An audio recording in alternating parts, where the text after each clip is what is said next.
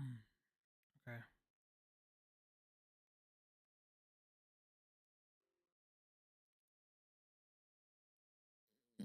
Okay.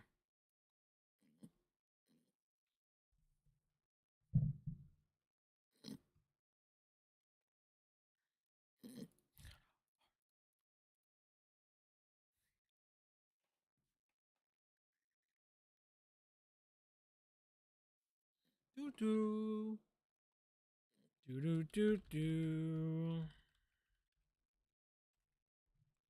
do do do do.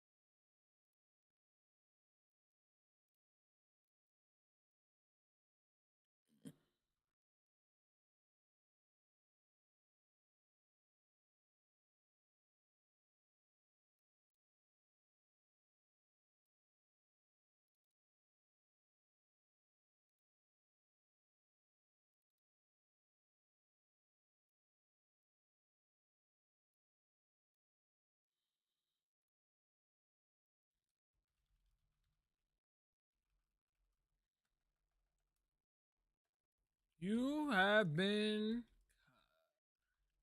Yo, Keller, what's up, my man? What is good? Good afternoon, good evening. I hope it's warm down there in Georgia because it's a little windy and cold up here. Really windy and cold.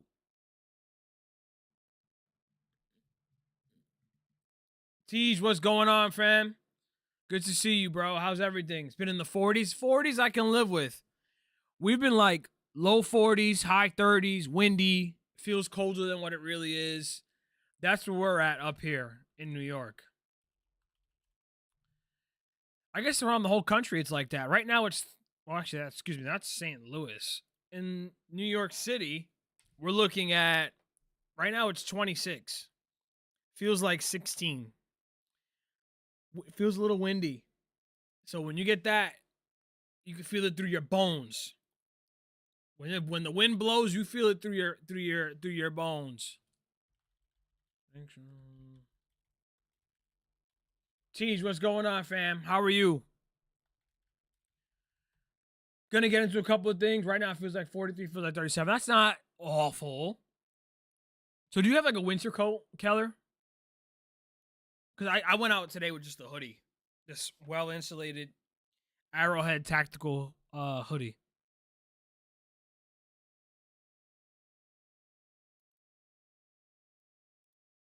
You chilling? Good. I like to hear it.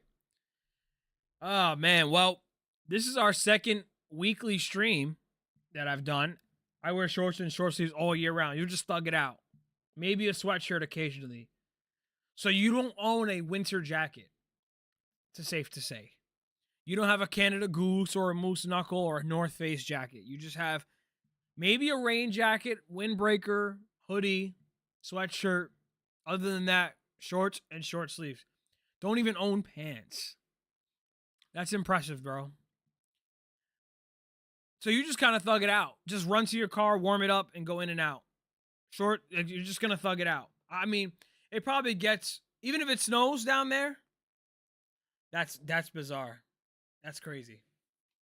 But hey, that's the climate. That is the climate. See, I got a range of clothes, range of things. Got hoodies, three different jackets, bubble coats, park like overcoats, sweaters. I have it all. Today I was like, it was nice out, and then I went shopping today with my wife, and it was cold. It was cold. We're gonna get into a lot of things today. We're gonna talk a little Jets. We're gonna talk a little Tankathon. We're gonna talk about NFL playoff picture, a little college football madness, um, and a movie that still hits to this day. A movie that still hits to this day. We're trying to make the most of the content opportunities that we get. I'm off today. My next off day will not be until next Thursday. And so there's a lot to discuss, a lot to do. We might go to the Super Bowl like I've never had so much confidence. 2019 we went to Aaron and kicked some ass. Yo, Matt, I would feel no one's feeling better than you right now. In this little community that I got, unless you're like a Patriots fan or a Broncos fan, if you're a Texans fan right now, you feel on top of the world because what y'all did last night with the Chiefs and what you guys have been doing over the last several weeks has been nothing short of awesome. Awesome. Because y'all have a defense that has just some attitude, some dudes. You guys play your style of football. You're doing it. You're smacking people around. You're not playing any games, and you're a force to be reckoned with, which is at this time of the year, right where you want to be. Doesn't snow here often, and when it does, not a lot. It did last year. I was going down the road in my kayak in shorts. That is so funny. Yo, the hit on Rice was sweet, bro. Felt like old school football. That's exactly what it felt like. Smacked them to smithereens. But don't mind me if I yap about my Jets for a few minutes. I got to get into that because right now, the way the Jets are looking, you know, as I get started, it's week 14. A lot of teams are what they are right now. You're either bad or you're not. You're in the hunt. Could be better. You know, we always have predictions as fans. We watch the games. There's the results.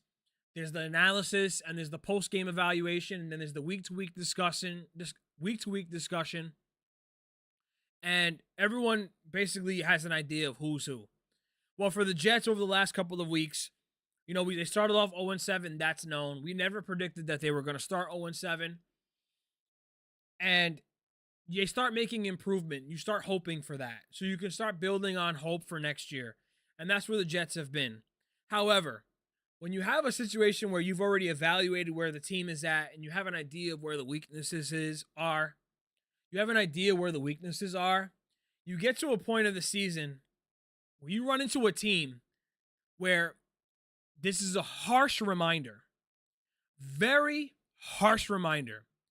And the reminder that I got this past week, watching yesterday, was that the Jets are still levels below other teams, specifically the divisional opponents, by a decent margin. In the Jets' divisional games,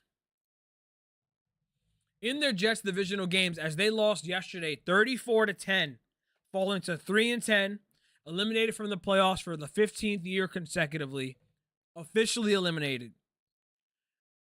It was just a reminder that the Jets have ways to go in terms of their development to get to a point where they can be taken seriously as a playoff contender, a contender for the division, Super Bowl contender, right? Because it's different levels to this. You got to be able to compete with your division to be a playoff contender, and you need to be able to do all that to be considered a Super Bowl contender.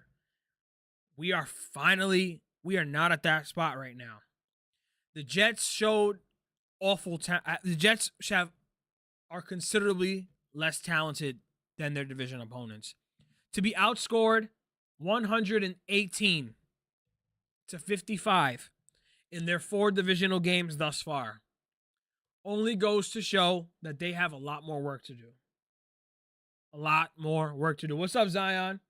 Good to see you, bro. We ain't doing that trade. We'll get into that in a little bit. But the Jets, this game against the Dolphins just showed they're not even close. And some teams just have their number. And the Dolphins have consecutively destroyed and embarrassed the Jets, where the first 2 drives of the game, you could feel like it was over. Okay? The Dolphins scored on their first drive in 4 plays in 69 yards in 2 minutes and 14 seconds. They went up 14-0 in 5 plays, 80 yards in 2 minutes and 56 seconds. And finally, when the Jets had an interception that put Tyrod Taylor out of the game, they went up 21-0 in 6 plays, 29 yards. Yes, it was a short field. 3 minutes and 48 seconds. Tyrod Taylor got hurt, which is not a surprise to anybody if you're a Jets or Giants fan. He got injured. Brady Cook came out as undrafted free agent, making his NFL snaps, taking his first NFL snaps, and it was up and down. Okay? He was not helped with the drops. There were 6 drops by Jets receivers last night, but Brady Cook ended the game 14 of 30 with 163 yards, 2 interceptions, and the Jets had a total output of 207 yards of offense. And it got to the point where the Dolphins just went to the left with their motion, direction went right, and there wasn't a Jet player within the vicinity. Not even a Jet player within the vicinity. The middle of the field is up for grabs.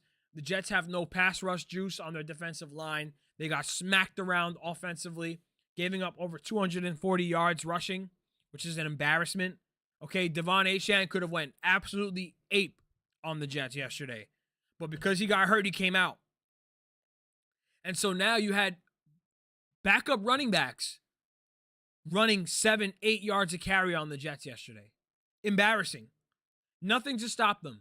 I know the Jets have some players, right? Quincy, Sherwood, Jermaine, Will McDonald, Jawan Briggs. They absolutely got embarrassed yesterday. And it's just a harsh reminder. If you're a Jet fan, you understand where we are as a team. We are not good, right? We didn't expect to be this bad. But the Jets defensively, early in the year, were pitiful. They kind of balanced out with some competitive appearances, but their weaknesses will show even more so against certain teams. And the Dolphins, with all their motion and the way they coordinate their run game and the way they move plays with crossing routes and speed, the Jets absolutely got embarrassed. The Jets need blue chip players on defense.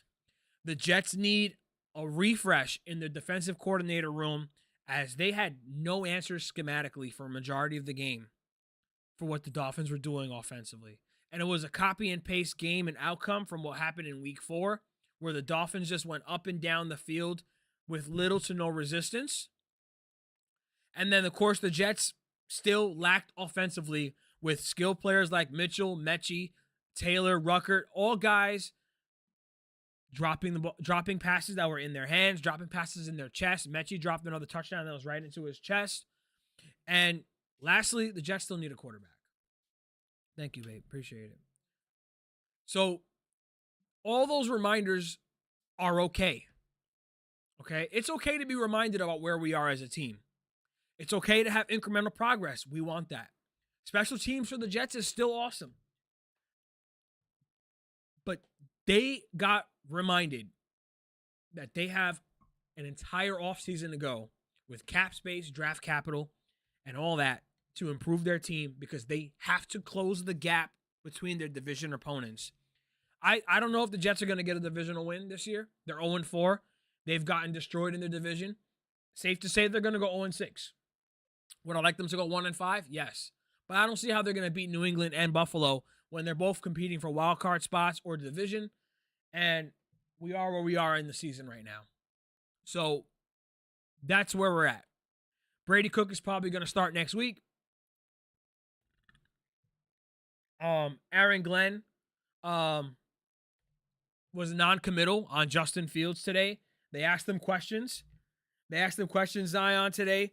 Who's going to be your starting quarterback? Would you be open to seeing Justin Fields come back? Glenn basically said he's evaluating everything, and the quarterback that will play is the quarterback that he feels gives the Jets the best chance to win at quarterback. Safe to say that it's not going to be Justin Fields. So there's good odds we're going to see Brady Cook playing down the last 4 games of the season. Hopefully nobody else gets hurt. I don't know if the Jets are going to sign a guy off the street to run the offense or run scout team. But we'll have to see how Tyrod Taylor looks as an offensive player. And listen, just be ready for the lumps and the growing pains. Cook is an undrafted free agent. Keep the expectations to the bare minimum. Joe Caporoso on Badlands was talking about this was Bryce Petty hours, and it's true. It was true. I think we're getting a lot more closer to Bryce Petty than any Mike White situation or Brooks Bollinger or Kellen Clemens. Any Jets quarterback from the past where we've had a backup come in, expect it to be to that level.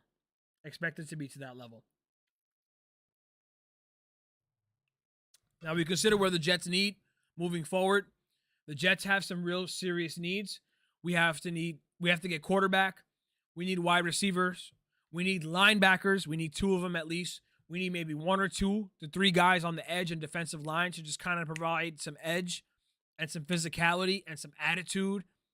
You know, it just felt like we were getting bullied last night or yesterday. It felt like the Dolphins were just bullying us up and down the field, and there was little to no resistance or anybody really do anything about it. So we're also going to need safety. So the Jets have a lot of pieces. The Jets have a lot of opportunity to bolster their roster and build their team moving forward. But before we get there, there are still 4 games left to play, and we are 7th overall. So now that's going to lead me into the New York Tankathon. Okay? The New York Tankathon is underway with both the Jets and the Giants securely in the top 10 of the draft. The Giants are currently sitting number 1 overall, which I'm sure you're happy to see, Zion. Giant fans, I'm sure you're salivating at the thought of picking number 1 overall. You guys have a lot of needs. However, you still have 4 games left to go. You have games against the Commanders, the Vikings, the Raiders, the Cowboys. The teams that you could probably beat. 3 out of 4 of these teams you can probably beat. Commanders, Raiders, definitely. Raiders are absolutely putrid. So I'm sure there's a lot of Giant fans that feel like Jet fans and saying, we don't want to win any more games. We have the number 1 overall pick. Do not mess it up, okay? There's a lot of opportunities you guys can go. Obviously, you guys will be a key trade partner for some teams that are looking for a quarterback with what's his name? Fernando Mendoza or maybe Dante Moore, Ty Simpson, any quarterback that's going to come up. This is a very good draft and opportunity, especially with the Giants already having their quarterback in Jackson Dart. You guys could obviously have that pick for sale. Now, I'm of the opinion for the Jets where I'm not giving up all my draft capital to get Mendoza. Okay, that's going to spark a lot of conversation, but that's where I'm at. As I just addressed in the previous segment, the Jets have dire needs across their entire roster. And with the Jets having 5 first-round picks in the first round this next 2 seasons, and hey, the Jets are going to have 4 or 5 picks in the top 50 this year. The Colts pick that we got is looking like it's going to be a pick in the teens. I'm not sold on the Jets just trading all of that to get a quarterback because they're not a quarterback away, right? So the Giants are currently number 1 overall. Jets are at 7. According to Tankathon, this is the overall draft order. We've got Giants at 2-11, Vegas at 2-11, Tennessee at 2-11, Cleveland, New Orleans, and Washington, Jets, and Arizona are all tied between 4 and 7. The strength of schedule is really the tiebreaker here. Let's see if maybe the Giants can help us out with a Washington win. If the Jets lose to Jacksonville, would be sweet. So let's see what happens, right? There's a lot that can happen in the next 4 weeks. Caution yourselves. Whether you want your team to tank and win number 1 overall, or you want your team to win and show improvement, there's a lot that's going to happen within the next 4 weeks from now until the end of the year, which is in 2026 technically. And then there's a lot that has to happen in the college game as well. Mendoza, who is going to be obviously playing in the college football playoffs, this is where it's at. So that's where it's at. You pray we lose. So, listen, I'm sure Giant fans would love to think of the idea of trading all their haul trading for a haul down, getting some assets to rebuild your roster. Well, guess what? The Jets also need to rebuild their roster. So, if I'm a Jet fan, let's just see how it plays out. Listen, there's good odds we're going to lose 3 out of the next 4, with one game being New Orleans, where we probably want to actually lose that game. Whatever happens, expect the Jets to win another game and bounce back from this awful loss against the Dolphins. But they are playing teams that are very competitive and that need us to lose. And we come at a good time for them.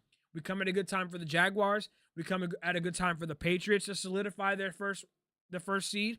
and become a good time for the Bills to possibly, stay ahead of the chains, or no, to solidify their wild card spot because they could be fighting for one.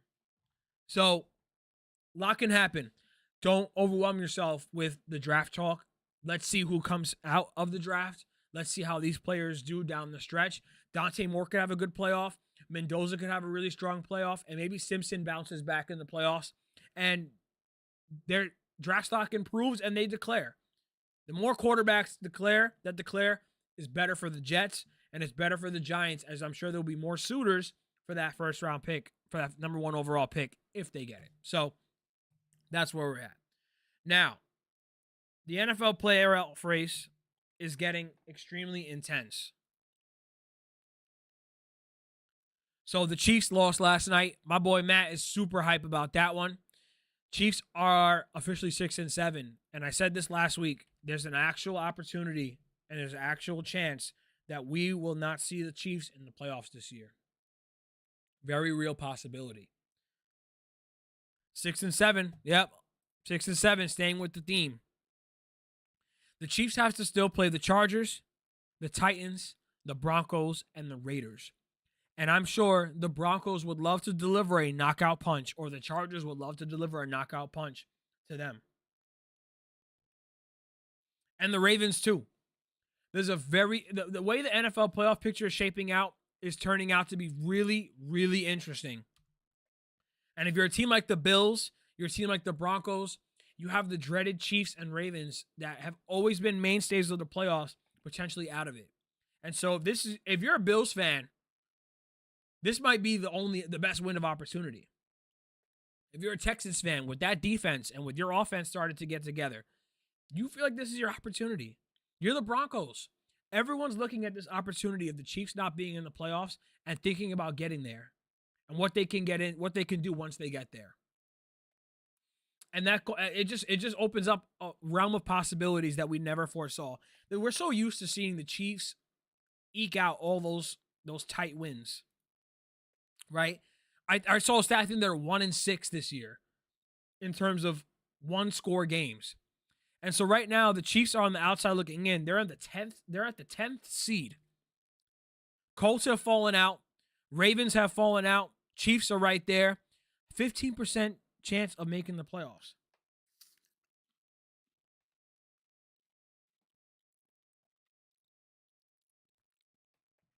Dolphins are still staying hot. But the Texans, Chargers, Bills, Bills are solidly in the playoffs. But you have to think that this is an opportunity that you can't miss. Because it really is. There's a real possibility you won't have the Ravens, the Chiefs, and possibly the Lions in the playoffs this year. Because the NFC is even tighter. And the NFC is definitely the stronger conference. You see the records on these teams? You have wildcard teams that could easily be division winners. And you have a potential wildcard team that could be on the outside looking in the Lions. What a great race this is gonna stretch out to. It's gonna be great.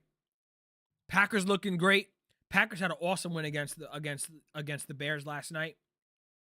And after all that smack that Ben Johnson was talking in the conference, in his press conference when he was introduced as coach, for all that talk Ben Johnson did, I know Packers fans felt good beating him yesterday. I know it. But they're going to meet again at least one more time, I believe, right? To end the season. And so you have a lot of great divisional races ending out the rest of the season. There's a lot. And what more can you ask for? Down the stretch in December, a lot of great playoff games going down the stretch. You have teams like the Colts falling who, man, how down bad.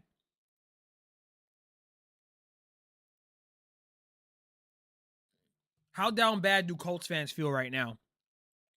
At 1.7-1, traded for Sauce Gardner, gave up first-round picks. Sauce Gardner goes down with injury. Daniel Jones has the fracture in his fibula and then tears his Achilles last night. I feel terrible for him. But if I'm a Jet fan, if you're a Jet fan like me, you feel real great because now that pick becomes sweeter and sweeter and sweeter. And the Jets shaved money off the books, got assets for next year. And the Colts, who knows what they're going to look like this year and how they're going to finish out and how they're going to finish next year. They have no answer at quarterback right now with Riley Leonard injured and Anthony Richardson still on IR. Daniel Jones done for the year. They have, I believe they got the Jaguars, Texans again to play. Who do the Colts play out?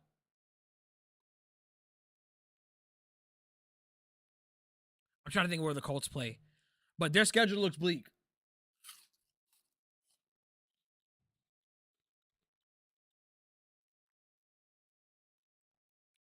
There's a very real possibility the Colts are gonna bottom out.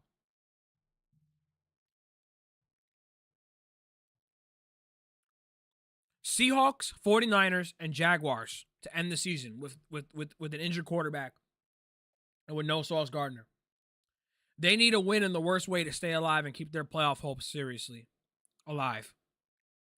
It's really, really bleak. And honestly, Seahawks on the road, no joke. Niners at home, no joke. Jaguars at home, no joke. That's insane.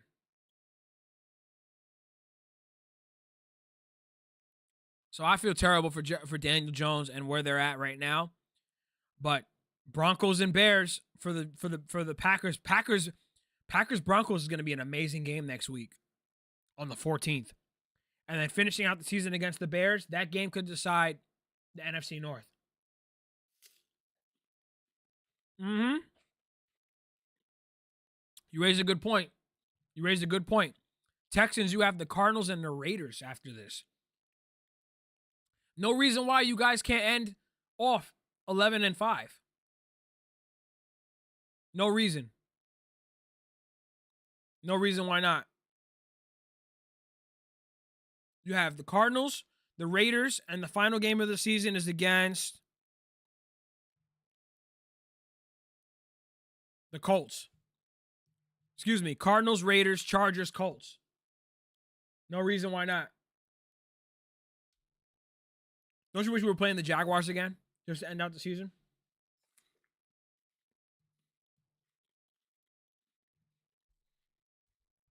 That would be something. That would be something interesting to watch. So, Steelers had a big win against Baltimore as well. They beat Baltimore on the road. Rodgers and the Steelers finding a way to win out and see that. And, they're still alive and have a great chance to secure that AFC North. And it'll be interesting to see how they look in the playoffs, right? Rodgers back in the playoffs could be the last dance for him. And let's see how that finishes out, right?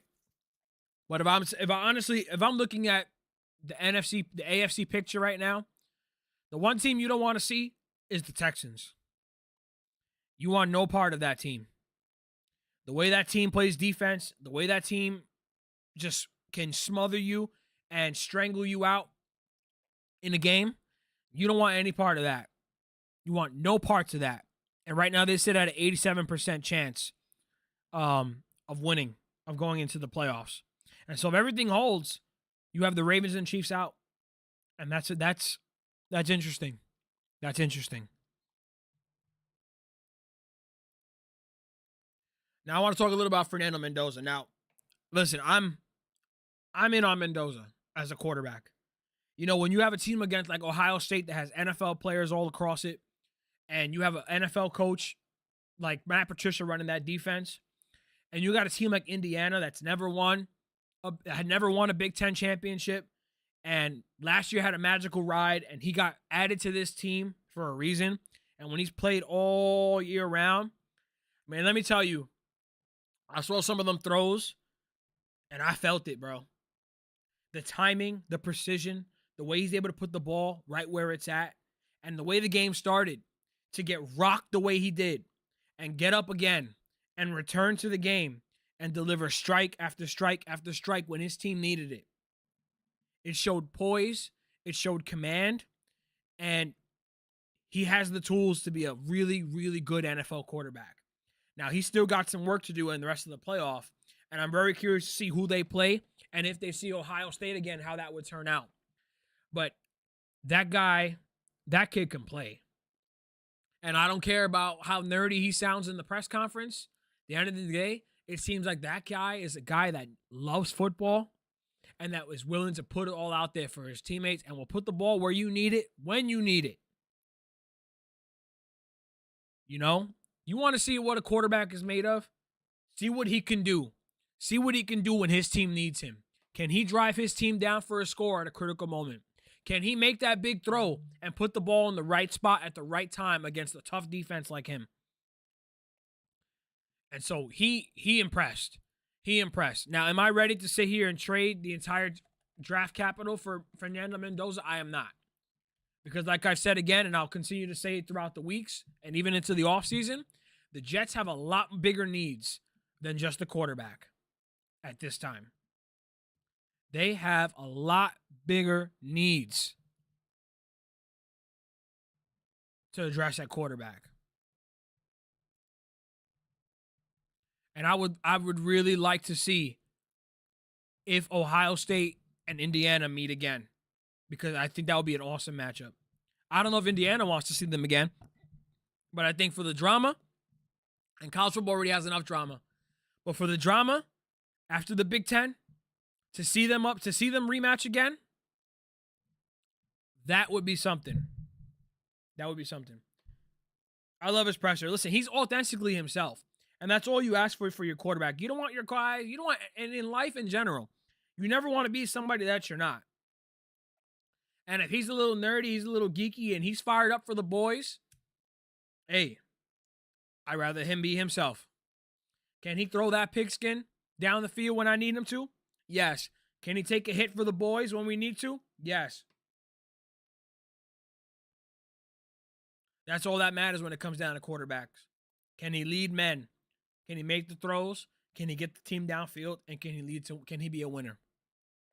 That's all how it's gonna be. That's how it's all gonna be. People can sit there and try to make the jokes that he's autistic and he's a football nerd and he's a monster. Like, hey, can that fit in New York? Can that fit here? We'll wait and see. At the end of the day, football players want to see guys that can win and guys that they can respect. Can he take a hit when the guy's coming into his face? Can he lead poise? Can he be cool under pressure? Can he have ice in his veins to deliver for his team? And so we'll see. December 19th, we got games. So I'm interested in seeing how that looks. Alabama, Oklahoma, December 19th. Insane game. Okay, Simpson, I feel like his season turned around when they played Oklahoma. Oklahoma's got an awesome defense. That's the first game. December 20th, you got JMU versus Oregon. Tulane, Ole Miss. Miami, Texas A&M. All teams that are worthwhile that are worthy of being there. But if you're Notre Dame, I mean, you definitely feel left out. Listen, Notre Dame is undoubtedly one of the best 12 teams in college football. There's no way to make everybody happy here because JMU and Tulane, right? They won their conferences. They played well. They deserve a chance to win. So does the conference championship matter at all? Or does it not? And if you're going to have teams like Notre Dame and Alabama, Notre Dame's independent, massive brand. Alabama, listen, they didn't win their SEC. They didn't win the SEC, and they lost some games. Are they going to get in automatically because they're an SEC squad? Are they? Something to consider. You know, you're going to have teams like Indiana, Ohio State that deserve to be there. Georgia deserves to be there. Texas Tech is awesome. Oregon is awesome. But you have a lot of teams there that you have to sort out. Miami had beaten Notre Dame earlier, so how do you put them over them? College football has a lot to work out. That's cool, Keller. Who's my Heisman pick? I think it's going to be Mendoza. Mendoza should win Heisman.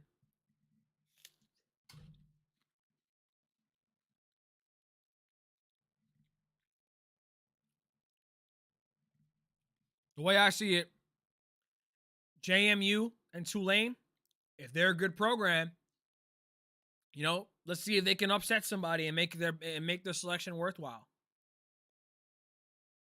Jeremiah Love, maybe, but I feel like it's going to be slated to a quarterback, especially if Mendoza comes out and looks really good or continues to look good.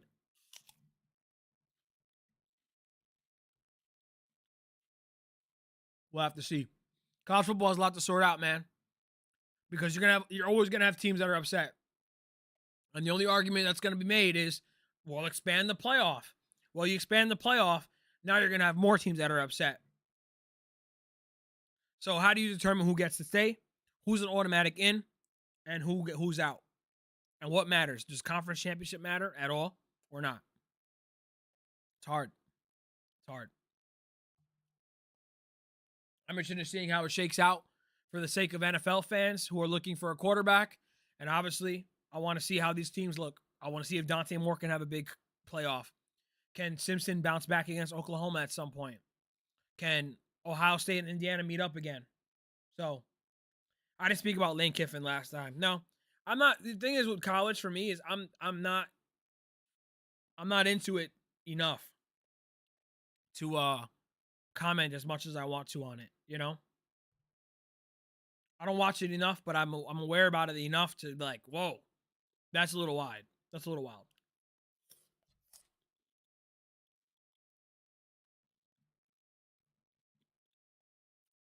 Problem is, look at the spreads. Oregon is minus 21, and Ole Miss is 17.5-point favorites over Tulane and JMU. Would you not want to see? Would you not want to see Notre Dame play Ole Miss or Notre Dame play Oregon? Right? Who else? Someone's going to be upset. Someone's going to be left out. Fortunately, that's the name of the game. But college football has its workout cut out for them. They have to figure out a way to satisfy everybody. But in life, not everyone's satisfied. So it's part of it. Sucks to see. It really sucks to see. Now, I'm going to end this off on a little fun note. Okay? I'm in a competition for TikTok on movies that still hit. Okay? Now, I don't know if you guys have seen this movie, but I'm going to start a new recording and do a new one soon. But before I do it, let me have my bite of my apple.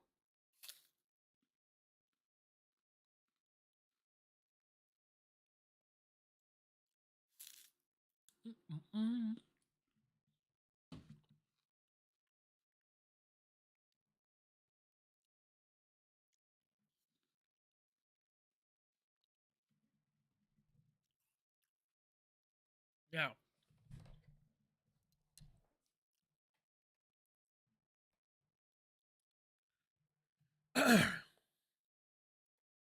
now, why this movie hits even after 80 years after its release, right?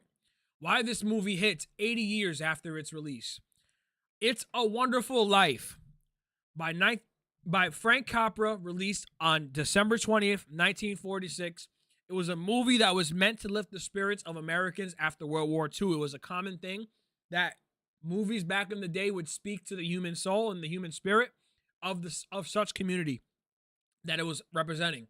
So this story was actually based on The Greatest Gift, written in 1943. And it's about this man named George Bailey, who was in despair and ready to end his life on Christmas Eve. Now, his family and himself are praying. His family prays over him, and he even prays asking for help. He's a man in despair, and he wishes that he was never been born. But he ends up saving a man in the water when he's about to kill himself. And it turns out to be his assigned guardian angel. Now, George wishes he was never born, and that angel ends up granting that wish to give George a life review and putting him in an alternate timeline, showing what life in his area, what life would look like, showing him what life would look like if George was never born. Okay? This has a profound impact on his wife, his family, the people in his community, and people that he doesn't even know. And George gets to see very vividly that things are woefully different for everyone involved that he has been able to impact and meet and help over the years. So what happens is George comes to a realization, seeing that his wife is not married and is an old maid, seeing that his brother had died earlier in his life, and that people, because his brother died, he couldn't save people in the war. And so George ends up finding great, profound gratitude for his life, wishing that he was born, asking God for basically another chance to go back to his family. And George ends up feeling the benefits and the blessings of the community that he's been able to help at his home. And obviously, the guardian angel gets his wings. I'm sure you've all seen the classic, but the line that comes, the biggest line that's taken away at the end is, remember, no man is a failure who has friends. And so I find this movie really inspiring. I think this movie really speaks to everyone to this day, that your life means something, that your life has purpose. And just because life may be hard or may have been unfair, or there's a lot of troubles that you may have had in your life, God still gave your life meaning and gave you people that you can impact positively. People in your family, people in your community, people at your job, and people that you probably don't even interact with may somehow be blessed by the work that you've been able to do. And so that's what this makes this movie incredibly special to this day. It's a Christmas classic. It helps us appreciate life and what we can do and what we can bring for others. And what's really cool about it is that it was unsuccessful at the box office and didn't even break its budget. It didn't even break even in its budget. Now, this movie lost its copyright in 1974, so there was no renewal. And so it entered into the public domain, and it allowed the movie to be broadcast without licensing or royalty fees, like on public channels. And so in the 70s, it actually regained its popularity and became an ultimate Christmas classic. And it's considered one of the greatest films of all time and one of the best Christmas movies ever. It was actually stored in the Smithsonian as a movie that was culturally relevant. And so, listen, it was a movie made in 1946 to uplift the human spirit after World War II. It's a movie that has meaning. It's a movie that follows a theme of the human life and human spirit and what we're all here to do. And so, if it's Christmas time and you're feeling like your life has no purpose, here to remind you that it does have purpose and that you can make an impact and that you are making positive impacts and you have made an impact on people around you. And let's continue to strive doing that. So that's why after 79 years, It's a Wonderful Life is still a movie that hits to this day. We'll have more week to week.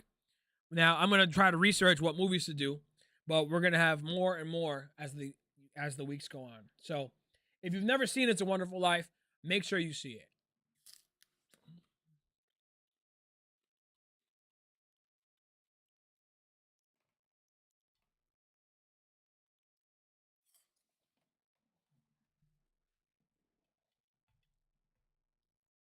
It was great.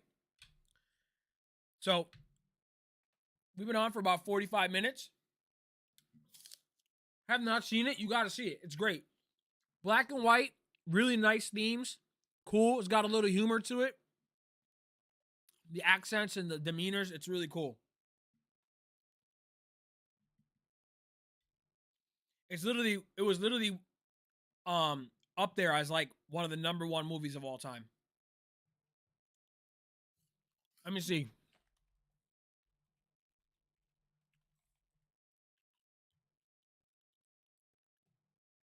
Let me see.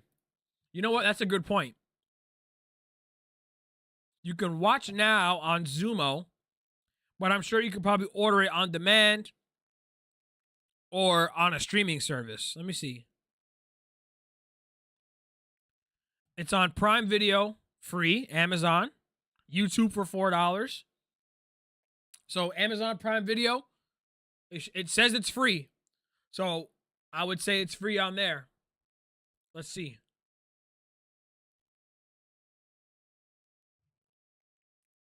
Abridged edition? What does that mean?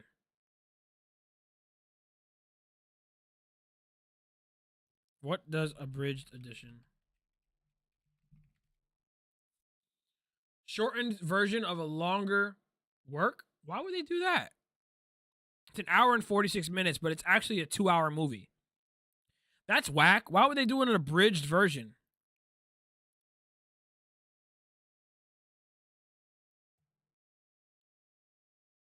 The full-length movie's on YouTube. 2 hours and 10 minutes.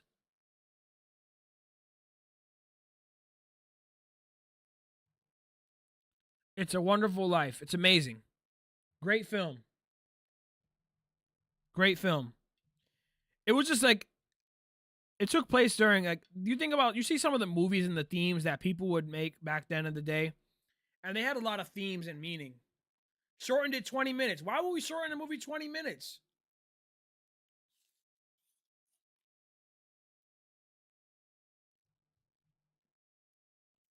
Why would they shorten it by 20 minutes? For all that, just keep it on there. Why would you do that?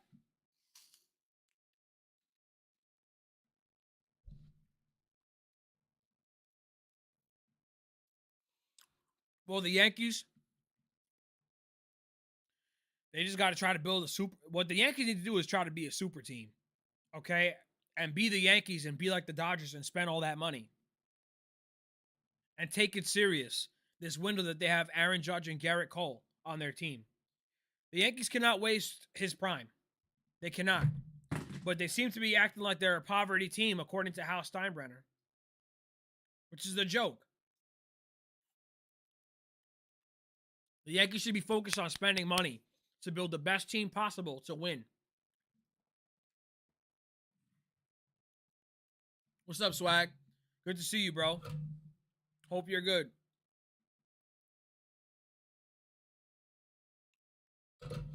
But we should build some points on what the Yankees should do. At some point, we will touch on the Yankees. We'll get on it on a show one of these days. I got to make a Yankees, talk a little Yankee baseball. Still recovering, Swag, from that loss. You know what? It's a long, cold winter after you lose in the World Series at Game 7. Long and cold winter, bro. Hope everything else is good, bro. Been trying to get into a rhythm of talking some sports week to week. I'm trying to aim for Mondays to just talk sports, talk about the Jets, talk about the NFL playoff picture, talk about anything else, and we got a little new portion at the end of the day where we talk about movies. So I've been live for about 50 minutes. Got some content to cut. We got some work to do. And so I hate to cut it too short, but glad that we can all sit here and vibe together. I have to try to get all this content done and then go hang out with my wife, right? That's important. So making the most of the time, trying to manage what I got to do, be there for my wife, manage my busy schedule, still enjoy doing what I love. No complaints, but it's what we have to do. I'm just grateful. It's grateful because for me, it is Wonderful Life.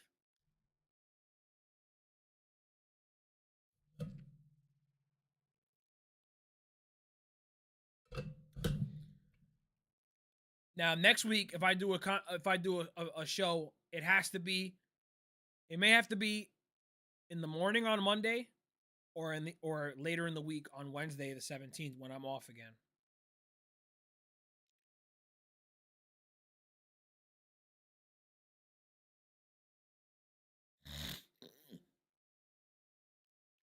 So, anywho, Keller, I appreciate you being here. Tej, if you're still here. Matt, thanks for dropping in. Swag, thanks for dropping in. Zion, as always, it's a pleasure. You know the vibes, guys. Much love always. We'll be back soon. We will get another couple of reactions in this week and this month, but it's going to be towards the end of the month. God willing, December 21st, December 28th, and maybe the final weekend of the final game. Maybe. Much appreciated. Keller, order the video, watch it on YouTube if you want the extra 20 minutes, okay? But if you want to watch it for free, I guess you can shave 20 minutes on Prime Video, if you got it. But I'll talk to you guys soon. Go Jets, go Giants, go Yankees. You know it.